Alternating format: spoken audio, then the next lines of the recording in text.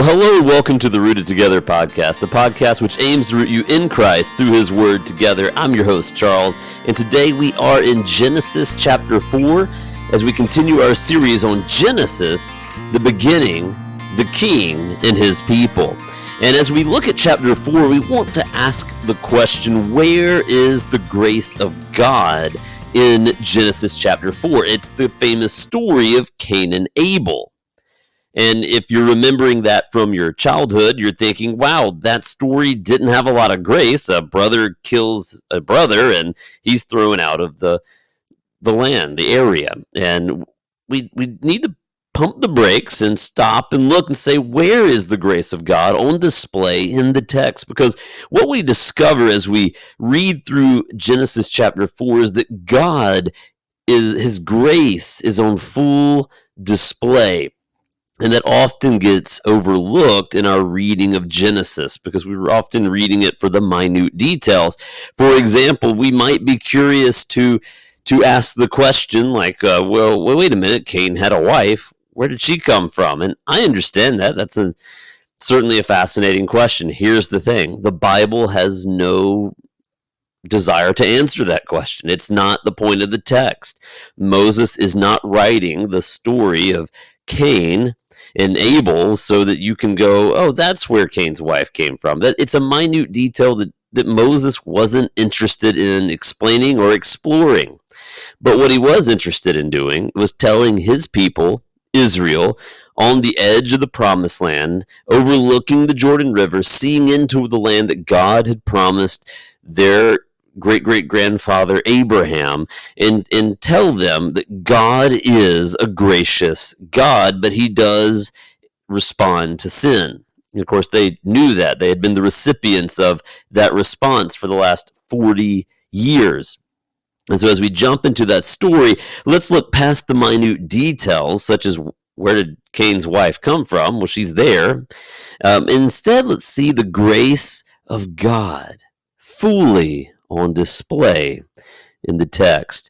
Well, first I want you to notice that God is still talking with Adam and Eve. Remember, we last left them being kicked out of the garden, fully aware of the shame of their sin. And now we have God talking to their offspring, Cain and Abel. And we don't want to look past that. The fact that God is still talking to them is important. And the fact that God not only is talking to them, but He is accepting acts of worship and sacrifice. Like the offerings they brought were an act of worship before God, and God is active in that situation. In fact, so much so that when we get to verse 6, we see that Cain's sacrifice had been rejected by God, and yet God wasn't through with Cain. That He told Cain, why are you angry? Do what's right. Give me a good offering and I will accept it, but be careful. There's a warning, and that warning is important because what we see here is we see God's grace on display through His just simple communication with Cain. He's communicating with Cain. He's talking with him. He's instructing him about what he should do and that he must be careful. There's a dire warning on display here in verse 7. So as we look at God's grace to Cain, we see that if you do what is right, God says, won't you be accepted? But if you do not do what is right, sin is crouching at the door, and its desire is for you, but you must rule over it. And we wonder, okay, why is God telling Cain this? Because He is warning Cain that you are angry. I'm instructing you. Bring me another sacrifice. God didn't say, nope, it's all over. He says, go and bring another sacrifice. If you do what is right, then it'll be accepted. But if you do not do what is right and you continue down this path, there is an enemy, and it is crouching, and its desire is for you. Its desire is to rule over you, and you must rule over it because God knows that Cain's heart is starting to go to bad places, and God, through His grace, this is step one of that grace, is calling out to Cain, no, return to me. Do what is right in my sight. Don't don't be unaware that there is an enemy that is seeking to rule over you, and it's going to lead you down places you don't want to go. Well, he goes there. In verse 8, Cain puts together a plan to kill his brother. And as you follow the text, he basically does. He kills him. He tricks him, and then he kills him. And then step 2 of God's grace to Cain. God shows up, and he communicates with Cain. Now, God knows what Cain did, a lot like Adam and Eve when God came into the garden and said, Adam, Eve, where are you? He does something very similar. He meets Cain. That's an act of grace. God could have come in righteous anger and judgment, but instead meets with him and talks with him and engages him in conversation. Where is your brother, Cain? And to which Cain, very much like his father Adam, answers, I don't know. Am I my brother's guardian or his keeper? And then God says, okay, you're not going to confess it to me. You're not going to admit you're wrong. So what he does, he says, what have you done? Because I can hear your brother's blood crying out to me. I know for sure that you've killed your brother.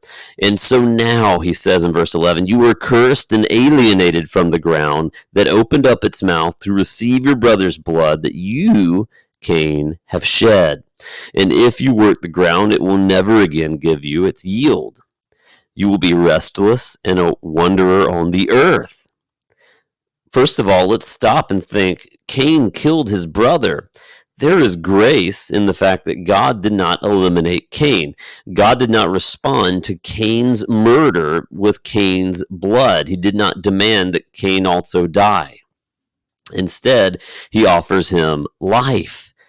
But it can't be life like it was before. It can't be like he didn't just kill his brother, like nothing happened. God's grace to Cain is that he lets him live, but does say there is a judgment for sin. He must now wander the earth. Now, what's interesting is Cain's reaction in verse 13. Just notice this. Keep in mind that Cain has just murdered his brother in cold blood because his sacrifice was accepted and not Cain's. And God doles out punishment that most of us would admit was almost scandalously too merciful. And Cain's response is, my punishment is too great to bear. He deserved death, and yet his life that he had been given to wander freely, mind you, just out of the land, and to have some difficulty with tilling the land. He says, no, that punishment is too great. Since you are banishing me today from the face of the earth, I must hide from your presence and become a restless wanderer on the earth. Notice he never said that Cain must hide from the presence of God, but I think it's Cain realizing that sin and God's light just can't coexist. But he says, whoever finds me will kill me. Well, it's ironic because he had no mercy in killing his brother, but now he's worried that he'll be killed by other people. There's a little bit of irony in that statement. And then God, in his graciousness and grace and mercy upon mercy, says, well, in that case, whoever kills Cain will suffer vengeance 7 times over, which he then places a mark on Cain and says, basically, if anyone kills you, it'll bring 7-fold, and they'll know that by this mark I'm placing on you. So, Cain, don't worry about other people trying to kill you, even though you murdered your brother and didn't seem all that bothered by it. And I graciously let you go, and you complained, and I will graciously put a mark on you. And this is grace upon grace upon grace. And then Cain's response, again, after murdering his brother, complaining that the punishment's too much, even though it was way too lenient. In some sense, it was very lenient. He's complaining that it's too much. God then gives more protection to Cain, who murdered his brother. And he leaves the presence of God to the land of Nod, east of Eden, the east being further away from God's presence. And then he has a son, and then he builds a city, and he names it after not God, who was gracious to him, who gave him life, who allows him to live and breathe even now, or not now, but even then in the story. And then he names that city after his son, which is basically saying, thanks, God, but no thanks. And we see that even though God is gracious, Cain again and again throws that grace in God's face, and yet God's grace extends to him in allowing him to live, allowing him to leave, allowing him to have a wife, to have a son, to build a city, and to have a name. Because we see that what begins to happen here is we have this chronology, genealogy that goes from there, the line of Cain. He has a son, and you have all these different names. And then you get to Lamech, and by the way, Lamech has 2 wives.